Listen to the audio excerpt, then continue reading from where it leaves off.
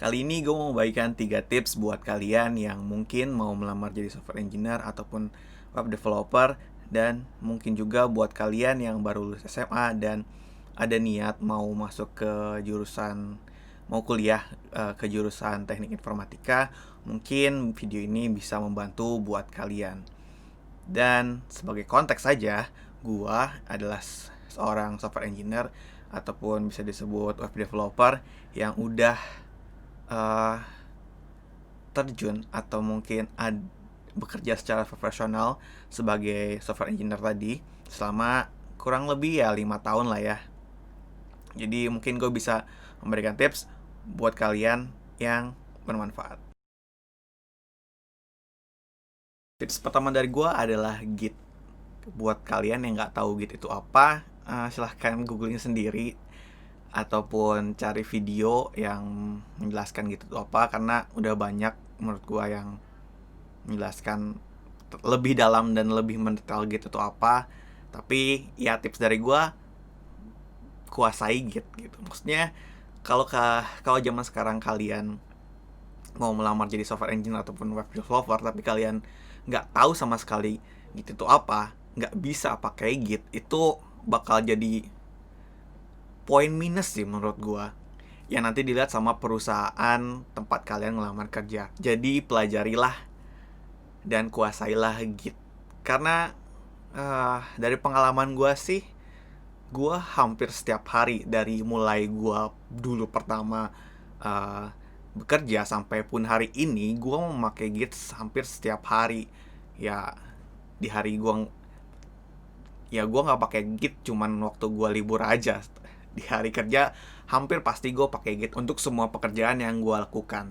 Jadi buat kalian fresh graduate ataupun mahasiswa yang mungkin udah masuk semester akhir dan mau terjun ke dunia software engineer ataupun web developer, pelajarilah Git.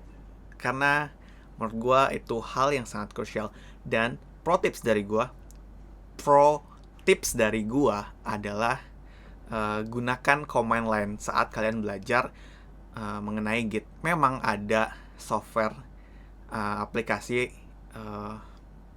yang bisa memudahkan kalian menggunakan Git, tapi untuk pembelajaran menurut gue lebih bagus kalau kalian belajar command line-nya, karena itu lebih canggih aja dan lebih keren aja sih menurut gue. Tips kedua dari gue, sebelum kalian melamar pekerjaan, ada baiknya kalian mencoba menyelesaikan soal-soal problem solving yang banyak di internet. Contohnya aja, mungkin kalian pergi ke situs HackerRank dan menyelesaikan beberapa soal problem solving di sana.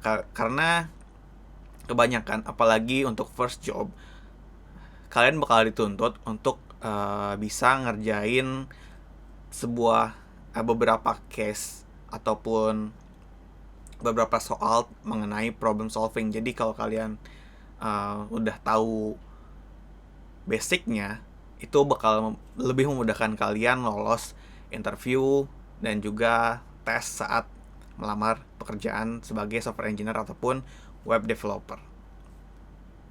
Di gua sendiri, di pekerjaan pertama dan kedua gua, di dua-duanya itu waktu ngelamar gua juga dikasih beberapa soal mengenai problem solving, dan ya untungnya sih gue bisa ya ngerjain, jadi itu nggak begitu masalah. Tapi selama gue kerja, gue juga sempat ngeliat beberapa kali atasan gue nge-review kandidat-kandidat yang ngelamar kerja di perusahaan tempat gue kerja.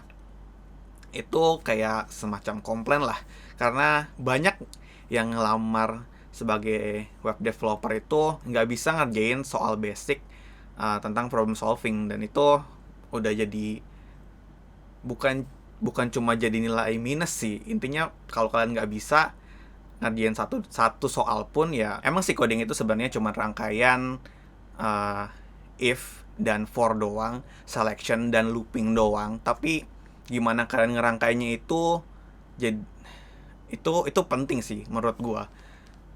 Jadi kalau kalian nggak bisa nyelesain problem solving case dengan basic if dan for, gimana kalian disuruh buat sistem yang lebih sulit. Dan coba deh kalian pelajari teknik-teknik seperti recursive function. Ya walaupun gue sendiri jarang memakai recursive function di sebuah sistem yang gue develop ya. Tapi mungkin buat tes kalian bakal diminta untuk itu. Tips dari gue yang terakhir adalah cobalah buat side project. Karena dari pengalaman gue sendiri, ijazah tuh buat software engineer ataupun web developer itu sangat nggak penting. Again, itu pendapat gue dan pengalaman gue. Karena selama 5 tahun gue kerja dan di dua perusahaan, gue nggak pernah diminta buat ngasih ijazah gue, ngelampir ijazah tuh nggak pernah. Dan kalaupun sebagai formalitas disuruh ngelampirin itu hampir nggak dilihat sama sekali. Jadi ya seenggaknya di dunia engineer, software engineer, ijazah tuh nggak penting-penting banget. Yang lebih penting adalah kalian punya portofolio mengenai project atau side project yang pernah kalian lakukan, mau itu paid ataupun ya personal project. Misalkan kalian iseng buat website kalian sendiri ataupun buat belajar kalian bikin semacam template e-commerce, itu nilai plus banget sih. Dan juga kalau kalian lebih mau niat lagi, ya kalian coba kontribusi di open source yang ada.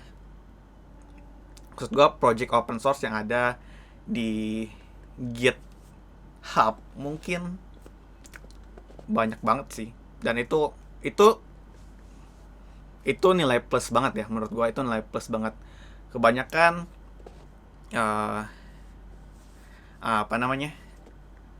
atasan gue yang ya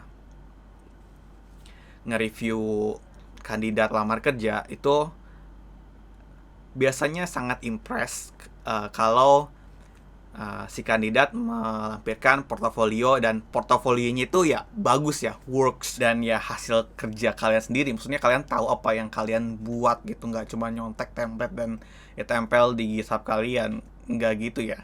Kalian harus bisa juga, harus tahu gimana prosesnya. Yang kalau kalian punya itu, ya mungkin itu udah 67% kalian ya bisa di hire sih kalau menurut gua. Jadi kenapa enggak kalian buat side project, apalagi kalau mungkin di masa sekarang kayak gini, kalian kan banyak waktu luang banget tuh. Kuliah pun banyak yang ditunda ataupun jadinya kuliah dari rumah. Jadi daripada kalian membuang-buang waktu nonton Netflix dan semacamnya, ya kenapa nggak kalian buat side project? Kalian membuat side project yang nanti bisa kalian lampirkan kalau kalian mau melamar sebagai software engineer ataupun web developer kayak gue. Oke, mungkin gitu aja tips dari gue di video kali ini. Mudah-mudahan membantu buat kalian. Dan ya, see you next time. Bye.